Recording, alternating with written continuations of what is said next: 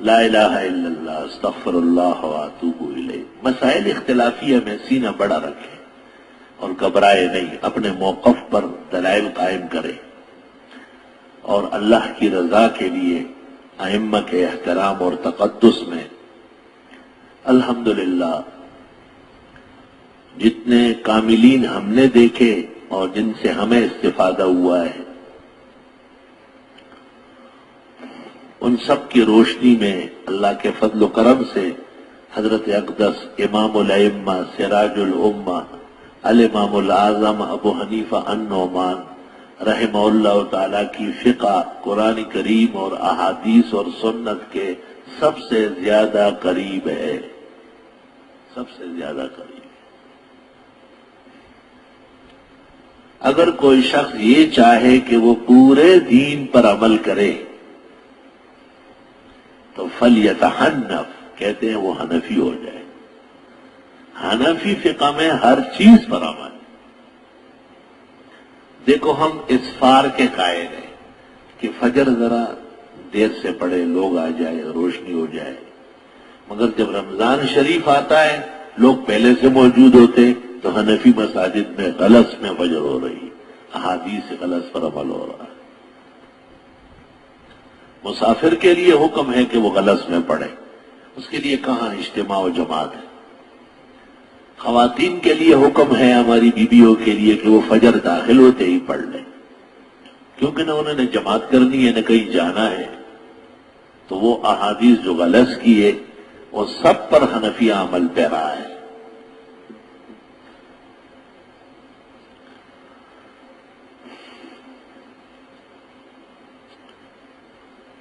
شاہ عبدالعزیز محدث دہلوی سے پوچھا گیا تو فرق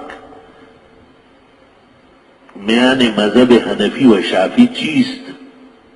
تو انہوں نے کہا مذہب حنفی کلی و مذہب شافی جزی است. وہ جزی مذہب ہے، یہ کلی، ہر جگہ اس کا اطلاق بکمال ہو. یہ کوئی گپ شپ کی بات ہے نہیں، یہ حقائق ہے، یہ براہین قاطعہ موجود ہے اس کی.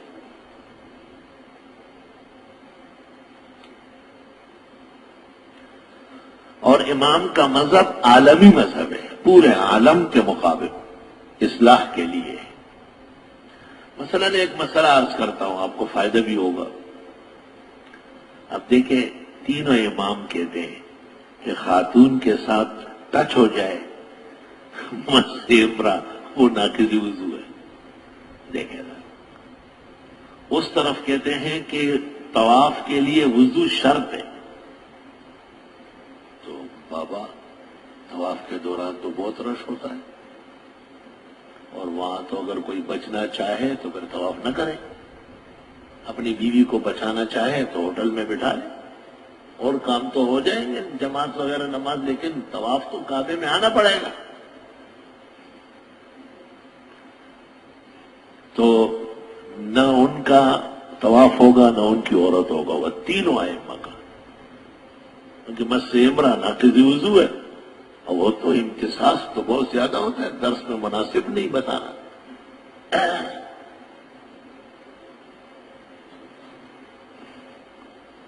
آیا سڑے ہوئی جسڑے طواف کئی نہ خپل خاص ځای د تفریدي بیا راځي، ځکه دومره رشي چې دامونه راکوي پتہ نه لګي. امام ابو حنیفہ کو دیکھو کیا کہتے ہیں، وہ یہ فرماتے ہیں مس امرا سے وضو نہیں ٹوٹتا، پہلی بات. اور طواف کے لیے وضو واجب ہے، شرط نہیں. دونوں مسئلوں میں پوری امت کو بچا لیا. آج 99% شوافی مالکی اور حنابلہ صاف کہتے ہیں، جب ان سے پوچھے ایش ماذا نسنا واللہ مسسنا امرا ونساء کثیرات لا باس لا باس عند ابی حنیفہ يجوز. لا الہ اذا تکون کریہۃ ادعا لها وَإِذَا يُحَاصَلْ حِيثُ يُدْعَى جُنْدُبُ. ایک اور مسئلہ دیکھیں، مثال دیتا ہوں کہ ہمارا مذہب عالمی اور آفاقی مذہب ہے اور عین قرآن و سنت ہے الحمدللہ. ایک مسئلہ یہ پیش آتا ہے کہ حج کے بعد طواف زیارت ضروری ہے، حج تبھی مکمل ہوتا ہے. 3 رکن ہیں، اول احرام، ثانیاً وقوف عرفہ، اور ثالثاً طواف زیارت، جس کو طواف صدر بھی کہتے ہیں. فرض ہے، رکن ہے. اگر رہ گیا یا اس سے پہلے کوئی نقصان کر دیا گیا تو اگلے سال حج کرے گا. حج ٹوٹ گیا، فاسد ہو گیا. اب مسئلہ یہ پیش آتا ہے کہ اس کا وقت ہے 10 ذی الحج سے لے کر 12 ذی الحج کے سورج ڈوبنے تک. یہ سنت وقت ہے، اور جب تک نہیں کیا ہے تو رکن برقرار ہوگا. ایک رکن فریضہ برقرار ہے، ادا نہیں ہوا. اب ایک خاتون کو ماہواری آتی، عورتیں ہیں. امر کتبہ اللہ علی بنات آدم. حضرت عائشہ کو جب ماہواری آئی حج کے دوران بہت غمگین پریشان ہو گئی. آپ نے تسلی دی کہ یہ کوئی نئی بات ہے، آدم علیہ السلام کی بیٹیوں کو تو یہ واقعات پیش آتے ہیں، اس کے بغیر تو نسل نہیں چل سکتی، دنیا آباد نہیں رہ سکتی. امر کتبہ اللہ علی بنات آدم، بخاری کتاب الحیض.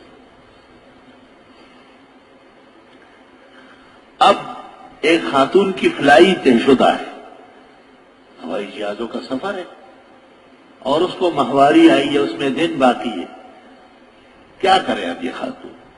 تینوں ائمہ معذرت خواہ ہیں، تینوں امام فقہ، بالکل کچھ بھی نہیں ہو سکتا. شیخ الاسلام ابن تیمیہ نے فتویٰ لکھا ہے علی مذہب ابی حنیفہ، پہلے لکھ دیا، صاف لکھا کہ امام ابو حنیفہ ائمہ میں وہ امام ہے جو یہ فرماتے ہیں کہ طواف کے لیے طہارت ضروری ہے، شرط نہیں. اگر کسی نے حالت جنابت میں یا حیض اور نفاس میں طواف کیا تو وہ دم دے دے، طواف ہو گیا.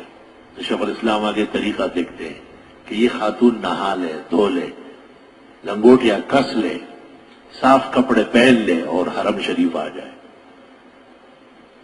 طواف کر لے، اور اس کے بعد بہتر ہے کہ بکرے کی جگہ گائے کٹوائے. وہ فقہ ابی حنیفہ النعمان.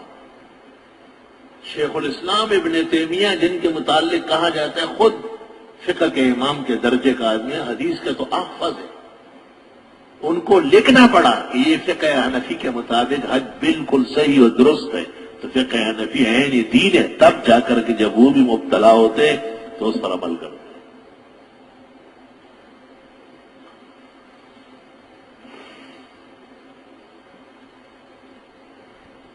وہاں سب سے مشکل کام جو ہے وہ رمی ہے. حج میں شیاطین کو کنکر مارو، اس میں رش والے نے بہت انتظام کیے، اوپر بنائے، نیچے بنائے، فوج کھڑی کی، لوگوں کو واپس نہیں جانے دیتے تاکہ رش نہ ہو، دکھا نہ بنے. لیکن 30-40 لاکھ مسلمان ایک جگہ جمع ہوتے تو رش تو بنے.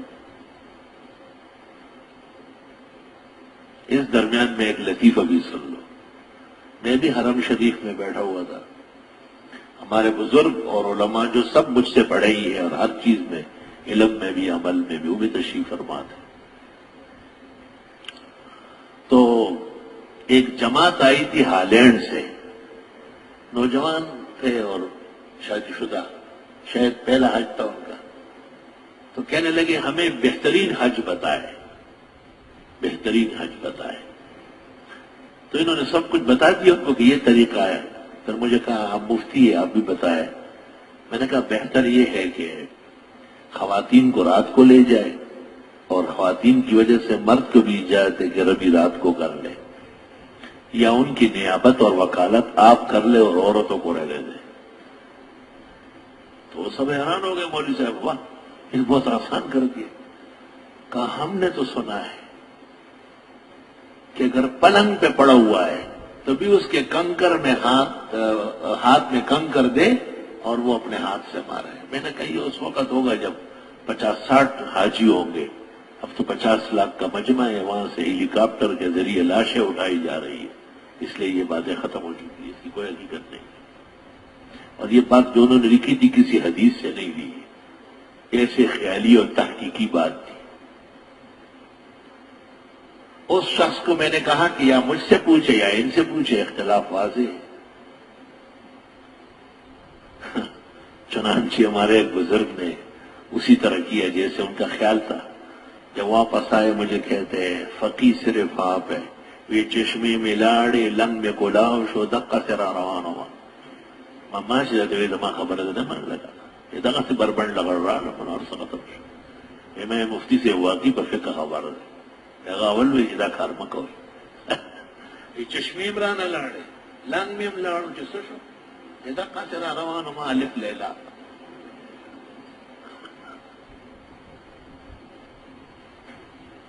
تو حنابلہ کیا کرتے ہیں؟ رمی نہیں کرتے بالکل. آخر میں نے کہا کہ کیا کرتے ہو؟ کہتا امام ابو حنیفہ کے فقہ پر آخر میں دم دے دیں گے. ان کے ہاں اگر دم ہے تو ہر دن کا ایک ہے. امام صاحب کے ہاں اس میں ادغام اور انضمام جائز ہے. آخری دن ایک ہی دن جب ضرورت پیش آئی 2 بکرے بچانے کے لیے امام ابو حنیفہ رحمۃ اللہ علیہ کہ مقلد بن جاتے ہیں. جیسے فقہ حنفی میں ایک دم ہے اور وہ بڑے امام ہیں. الحمدللہ اللہ کا لاکھ لاکھ شکر و قرار.